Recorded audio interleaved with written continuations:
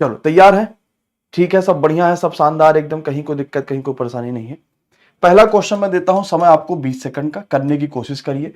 400 से लेके 430 तक आने वाली जितनी भी अभाज्य संख्याएं हैं वो कितनी संख्याएं होंगी आपको ये बात बतानी है। चलो, और ठीक है, ठीक है, ठीक है, और बताइए क्या हो सकता है इसका आंसर? 4। अच्छा, ईमानदारी से बताना, अगर मान लो ये क्वेश्चन आपके पेपर में आता, कितना ऐसा बच्चा जो नहीं कर पाता? सच बताना पूरी ईमानदारी से, कमेंट बॉक्स में नो बोल देना। अगर ये क्वेश्चन पेपर में आता तो कितना ऐसा बच्चा जो नहीं कर पाता? सब के सब नो बोलो। ठीक है, ठीक है, नहीं कर पाते, कर लेते नहीं कर पाते, ठीक है। अब आओ समझते हैं कि कैसे कर पाएंगे। हम इस चीज को ऐसे समझ पाएंगे बड़ी आसानी से कि कोई भी संख्या अभाज्य कब होती है, या तो वो 6n+1 के फॉर्म में लिख पाए, या तो 6n-1 के फॉर्म में लिख पाए। हाँ या ना? यानी 6n में +1 जोड़ो या 6n में -1 जोड़ो, यही आप काम करते। अगर मैं ये चीज सोच पाता 6n+1 लेके चलूं या 6n- लेके चलूं, तो मैं इसको ऐसे भी कर सकता था कि 6 से कौन सी संख्या 400 के बाद कटेगी। आप खुद सोचो कि 6 के 36 और 6 7 42, 402 ऐसी संख्या है जो 6 से कटेगी। तो 6n हो गया होता, और 6n+1 करते तो 403, 6n- करते तो 401। 403 और 401 में कौन सी अभाज्य संख्या, आपको यह पता करना था। तो 401 और 403 में कौन सी अभाज्य संख्या है? मैं कहता सर ये आपका 403 है ना, ये 13 से देखो कटेगा, 13 या 39, 1 40, 13 का नम 13, 13 से कट जाएगा तो 401 पहली अभाज्य संख्या। इसी तरीके से मैं करता तो मेरे पास 409 आती अगली अभाज्य संख्या। ठीक है, 408 के पास, फिर 419 आती, वेरी गुड यार। फिर कितना आता? 421 आता।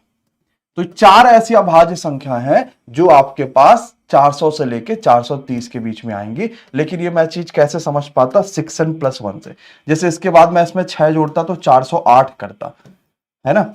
अब 408 का मतलब हो गया या तो 409 होगी अभाज्य संख्या, और या तो 410 होगी, मतलब 409 होगी या तो 407 होगी।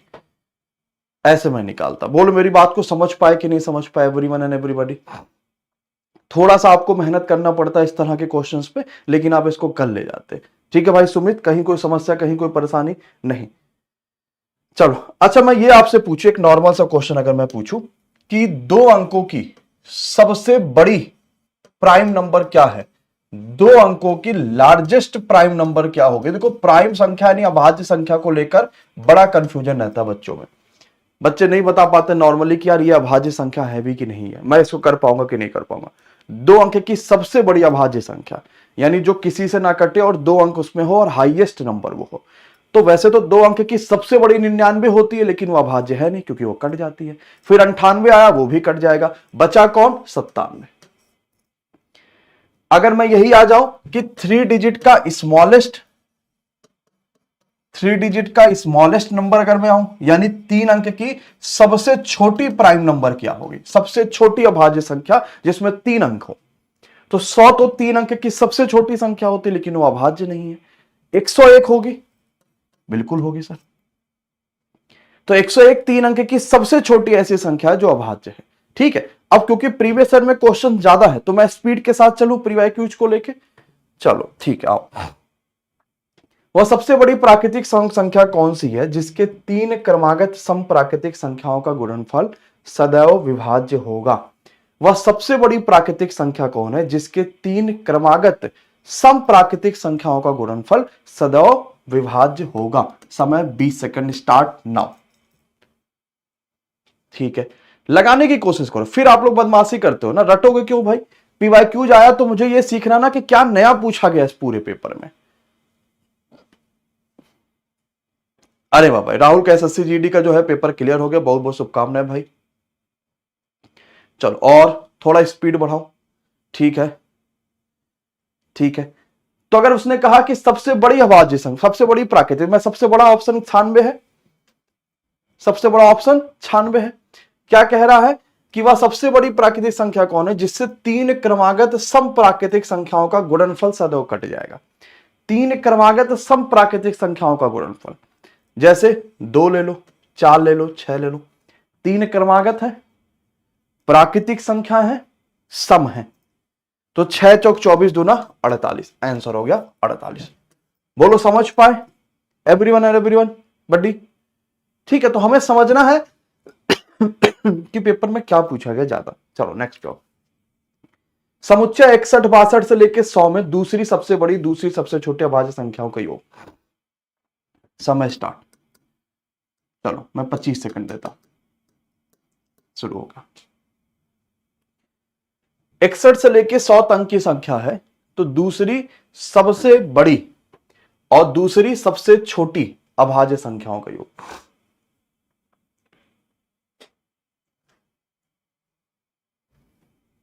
आसान क्वेश्चन है, बढ़िया क्वेश्चन है, सब आपने पढ़ा हुआ है, बस आपको थोड़ा अपना दिमाग चलाना है। ठीक है, घंटी नहीं बज रही है तो मैं थोड़ा सा वॉइस इसकी लगा देता हूं जिससे आपकी घंटी बजनी शुरू हो जाए। चलो अच्छा, मुझे बताओ सबसे बड़ी 2 अंक की अभाज्य संख्या होती है 97, उसके पहले कौन होता है? 89 होगा। तो दूसरी सबसे बड़ी कौन हो गई? 89 हो गई। अच्छा, 61 से शुरू हो रहा है, तो एक तो 61 हो गई आपके पास, अभाज्य संख्या होगी 61, किसी से नहीं कटता। 61 के बाद कौन सी संख्या अभाज्य होती है? 62 भी कट जाएगा, 63 भी कट जाएगा, 64 भी कट जाएगा, 65 भी कटेगा, 66 भी कटेगा, 67 नहीं कटता किसी से। तो पहली अभाज्य संख्या यही, दूसरी सबसे बड़ी अभाज्य संख्या, दूसरी जो छोटी अभाज्य संख्या वो ये हो गई, और दूसरी बड़ी ये हो गई। दोनों को जोड़ो, कितना आ रहा है कमेंट बॉक्स में? 156। वेरी गुड यार। बोलो कठिन था? कठिन लगा किसी को कि हाँ भाई मैं नहीं कर पाऊंगा? नहीं ना कठिन लगा, बस थोड़ा सा लगा कि हाँ इसको कुछ नया पूछा गया। तो पेपर में समझ पा रहे हो कि क्या पूछा गया था, यही चैप्टर वाइज की खासियत होती है। चलो नेक्स्ट पे आ जाओ, और हर चीज को समझते चलना, कोई रटेगा नहीं किसी चीज को। जहां नहीं आएगा उसको बार बार देखना कि क्यों नहीं मैं कर पाया, क्योंकि ऐसा ही क्वेश्चन फिर से टेक्नीशियन में आएगा, और हो सकता है यही क्वेश्चन एनटीपीसी में, हो सकता है यही ग्रुप डी में आ जाए। इसलिए तैयार रहना बहुत बढ़िया तरीका, और ये सेशन कोई मिस मत करना। रोज सुबह 9 बजे डेली ये सेशन चलेगा, डेली रहना रहेगा।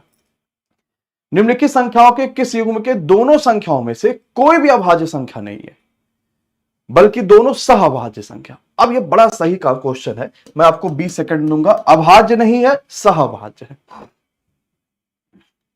सहअभाज्य का मतलब दिमाग में क्या होना चाहिए? जिसका HCF 1 हो। क्या होना चाहिए? जिसका HCF 1 हो, वो सहअभाज्य हो। चलो आओ समझते हैं। अच्छा, 11 17 ऑप्शन हो सकते हैं क्या? हो सकता है क्या? नहीं। क्यों? क्योंकि भाई ये दोनों अभाज्य। उसने क्या कहा? कोई भी अभाज्य संख्या ना हो। 19 27 हो सकता है क्या? नहीं, क्योंकि 19 अभाज्य हो गया। 21 और 35 हो सकता है क्या? नहीं। क्यों? क्योंकि ये सहअभाज्य नहीं है, क्योंकि 7 से भी कट जाएंगे दोनों, और सहअभाज्य का मतलब HCF 1 होगा। तो बचा कौन? सिर्फ ऑप्शन नंबर डी। बोलो समझ पाए कि क्यों हुआ? क्या आंसर रटे क्या? नहीं ना। तो सहअभाज्य का मतलब HCF जिसका 1 होगा।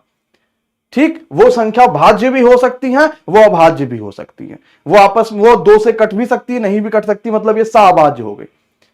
वेरी गुड भाई मंजय। नेक्स्ट पे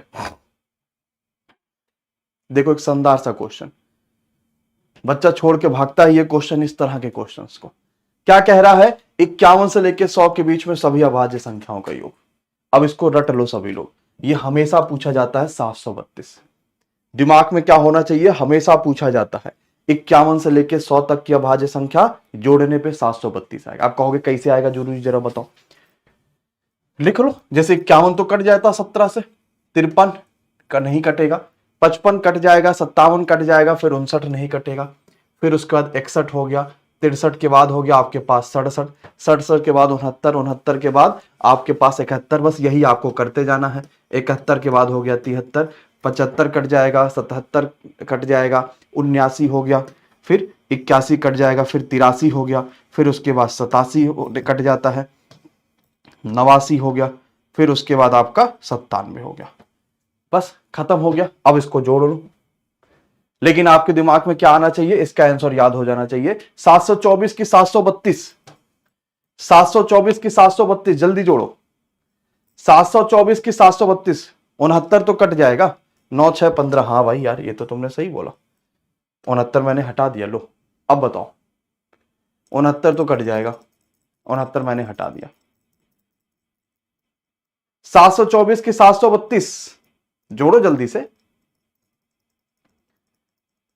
सी 724, जोड़ो कितना आएगा? 724 आ रहा, मुझे अभी याद ध्यान नहीं आ रहा कितना होगा। जोड़ लिए हो ना कंफर्म? जोड़ा कितना आया भाई? जोड़ने पे मिला लो कि कितना आ रहा, उस हिसाब से मामला फिट हो जाएगा। जोड़ने पे कितना आ रहा? 732 ही। निकिता, मंजय, सौम्या, ठीक है, मैं मान के चल रहा हूं कि 732 ही आ रहा है, सबका 732 ही आ रहा है। ए राइट है, फिर ठीक है। अगर जोड़ने पे 732 हो रहा, क्योंकि यही संख्याएं होंगे, अगर जोड़ने पे 732 आ गया तब तो मामला फिट है फिर।